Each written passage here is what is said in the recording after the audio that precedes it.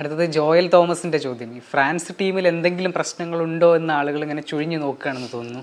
ഈ ഫ്രാൻസ് എത്ര കംപ്ലീറ്റ് ടീമാണെന്ന് പറയുമ്പോഴും നല്ല ഒരു ക്രിയേറ്റീവ് സെൻട്രൽ മിഡ്ഫീൽഡറുടെ കുറവ് ഇല്ലേ അവർക്ക്? സ്പെയിൻ, അർജൻറ്റീന പോലെ വലിയ ടീമുകളുടെ കൂടെ കളിക്കുമ്പോൾ അത് എക്സ്പോസ് ആവാൻ സാധ്യതയില്ലേ?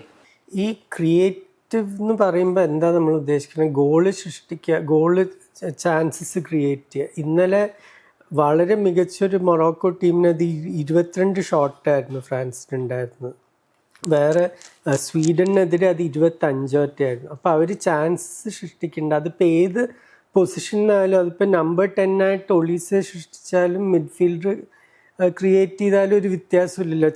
ചാൻസ് തന്നെ. പലപ്പോഴും ഇപ്പോൾ ക്ലോപ്പിൻ്റെ ലിവർപൂളിൽ ഒരൊറ്റ ക്രിയേറ്റീവ് മിഡ്ഫീൽഡർ ഉണ്ടായിരുന്നില്ല. ക്രിയേറ്റിവിറ്റി മുഴുവൻ വന്നിട്ടുണ്ടായിരുന്ന 2 ഫുൾ ബാക്സ്, ട്രെൻറ്റ് അലക്സാണ്ടർ ആർണോൾഡും ആൻഡ്രൂ റോബർട്ട്സണും, പിന്നെ റോബർട്ടോ ഫെർമിനോയും വിത്ഡ്രോൺ ഫോർവേഡായിട്ട് കളിക്കും. പിന്നെ ഇവർക്കൊക്കെ സാദിയോ മാനെ, അവർക്കൊക്കെ അവരുടേതായിട്ടുള്ള ഇൻഡിവിജ്വൽ മാജിക്. അപ്പം അതൊരു എന്താ പറയുക, ഒരു ബോക്സ് ടിക്ക് ചെയ്യണം നിർബന്ധമൊന്നുമില്ല. അത് ഉണ്ടെങ്കിൽ ബോണസാണ്.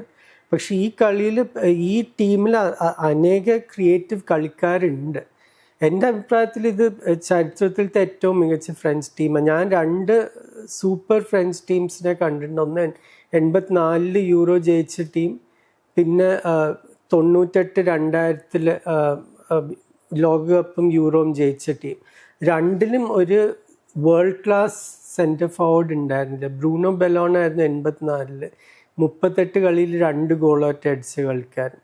98 അവരുടെ സെൻറ്റർ ഫോർവേഡ് സ്റ്റെഫാൻ ഗിവാഷ് 1 ഗോൾ പോലും അടിച്ചില്ല ആ ലോകകപ്പിൽ. ഇപ്പം അവരുടെ സെൻറ്റർ ഫോർവേഡ് ആരാ നോക്കൂ.